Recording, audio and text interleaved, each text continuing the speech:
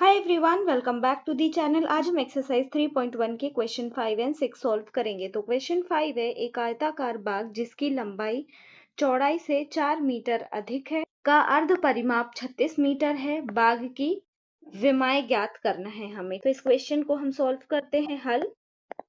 सबसे पहले हम इसकी लंबाई और चौड़ाई को मान लेते हैं, लेट कर लेते हैं। माना बाग की लंबाई x मीटर है, बाग की चौड़ाई y मीटर है। ठीक है, अब क्वेश्चन एक बार और पढ़ते हैं। इसकी जो लंबाई है वो चौड़ाई से 4 मीटर अधिक है। अधिक क्या है? लंबाई है। ठीक है, लंबाई अधिक है तो x बराबर y प्लस 4। ठीक है, जैसे अगर y हमारा 1 आया, मतलब कि अगर चौड़ाई 1 आई तो लंबाई कितनी है? 4 अधिक है तो लंबाई कितनी आ जाएगी? 5 आ जाएगी। ठीक है, ये हो गया हमारा समीकरण 1। क्वेश्चन में हमें क्या दिया हुआ है? अर्ध परिमाप दिया हुआ है।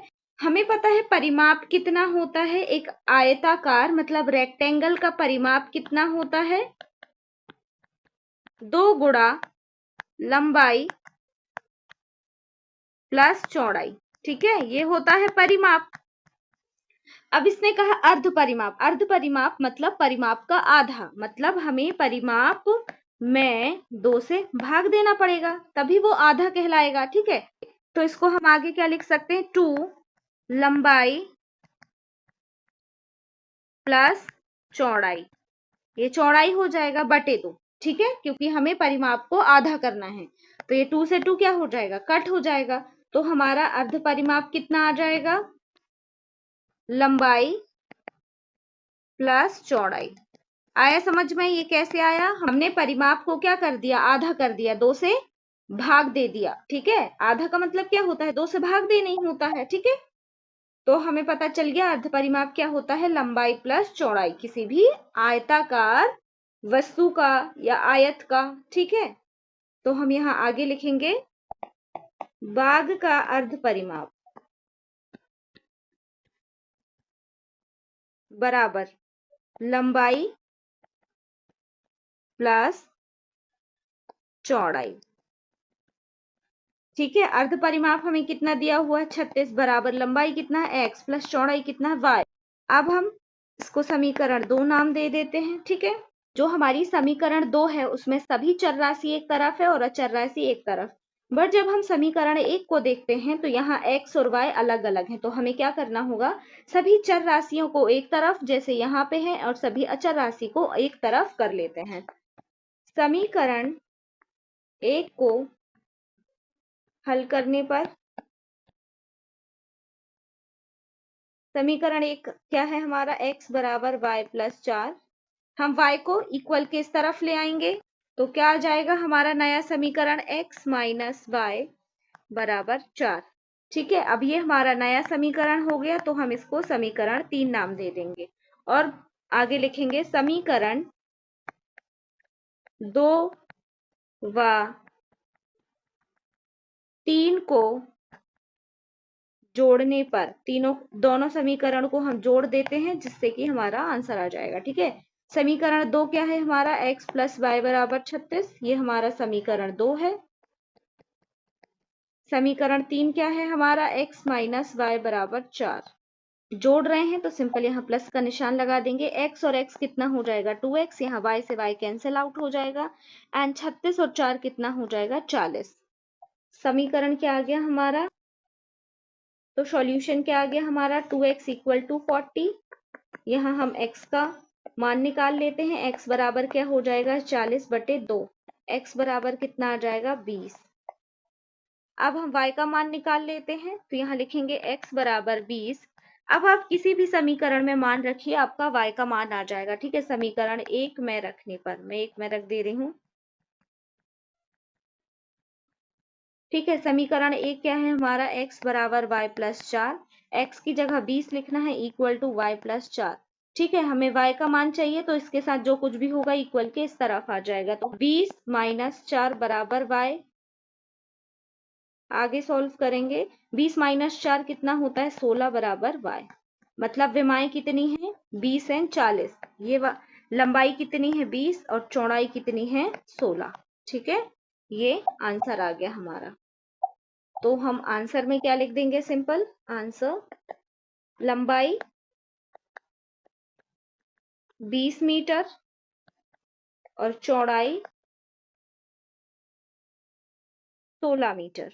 ये हो गया क्वेश्चन 5। उसके बाद है क्वेश्चन नंबर 6। क्वेश्चन नंबर 6 है एक रैखिक समीकरण 2x + 3y - 8 = 0 दी गई है। दो चरों में एक ऐसी और रैखिक समीकरण लिखिए ताकि प्राप्त युग्म का, ये प्रति नहीं है यहाँ, प्राप्त युग्म का ज्यामितीय निरूपण जैसा कि प्रतिच्छेद करती रेखाएं हो, समांतर रेखाएं हो, संपाती रेखाएं हो। मतलब हमें दूसरा जो समीकरण लिखना है रैखिक समीकरण, वो इन सभी कंडीशन को फुलफिल करे। ठीक है, जैसे कि यहाँ पे क्या बोला है कि प्रतिच्छेद करती रेखाएं हो। ठीक है, तो पहला जो हम इसका आंसर लिखेंगे क्या हो जाएगा, 2x + 3y - 8 = 0। एक समीकरण तो हमें दिया हुआ है, हमें दूसरा समीकरण ऐसा लिखना है कि ये दोनों समीकरण मिलके प्रतिच्छेद करते हो। ठीक है, तो प्रतिच्छेद की कंडीशन क्या होती है, a1/a2 बराबर नहीं है b1/b2 के। मतलब आपको सिर्फ ये दो नंबर कोई भी लिख देने हैं, चेंज करके लिखने हैं। ठीक है, ताकि a/a2 b/b2 बराबर ना आए। ठीक है, तो सिंपल कुछ नहीं करना है, आपको जो दूसरा समीकरण बनाना है, यहाँ लिख दो 9x प्लस यहाँ लिख दो 7y, बिल्कुल डिफरेंट क्वेश्चन, -8 = 0। ठीक है, ये आपको अपने मन से बनाना है दूसरा इक्वेशन। अब उसके बाद बोल रहा है समांतर रेखाएं हो, तो दूसरे का आंसर क्या आ जाएगा, पहला वाला समीकरण तो बिल्कुल चेंज नहीं होगा, हमें दूसरा वाला ही अपने मन से लिखना है। ठीक है, समांतर रेखाएं कंडीशन क्या होती है, a1/a2 बराबर b1/b2 बराबर नहीं है c1/c2 के। यही होती है समांतर रेखा की कंडीशन। तो हमें क्या करना पड़ेगा, जो स्टार्टिंग के दो ये नंबर्स है इनको चेंज नहीं करना है, या तो चेंज करोगे तो मल्टीपल के रूप में लिख दो। ठीक है, जैसे पूरे समीकरण में 2 का मल्टीप्लिकेशन कर दो, या तो अगर आपको ज्यादा कुछ नहीं करना है तो आप सिंपल क्या करो, सेम इक्वेशन लिख दो 2x + 3y। ठीक है, बिल्कुल एज इट इज आ जाएगा। अब हमें c1/c2 नहीं चाहिए, तो हम c की प्लेस को बस चेंज कर देते हैं, यहाँ लिख देते हैं -9 = 0। ठीक है, इसके बाद तीसरा जो हमारी कंडीशन है वो क्या है, संपाती रेखाएं हो। अब संपाती रेखाएं क्या होती हैं, इसकी क्या कंडीशन है, a1/a2 बराबर b1/b2 बराबर c1/c2, तीनों चीजें बराबर होनी चाहिए। ठीक है, तो पहला तीसरे का आंसर हम लिखेंगे 2x + 3y - 8 = 0। ये हमारा पहला समीकरण है। आप यहाँ पे क्या कर सकते हो, पूरे समीकरण में 2 का मल्टीप्लिकेशन कर सकते हो। ठीक है, ये आ जाएगा आपका 4x + 6y - 16 = 0। तो आपके तीनों इक्वल आ जाएंगे। ठीक है, तो ये आ गए तीनों के आंसर। आपको बस कंडीशन जो है कंडीशंस पता होनी चाहिए, बाकी क्वेश्चन आपका इजी है। ठीक है, तो ये थे हमारे क्वेश्चन 5 और 6। अगर आपको वीडियो पसंद आया तो अपने दोस्तों के साथ शेयर करिए एंड चैनल को भी सब्सक्राइब करिए। Thank you for watching.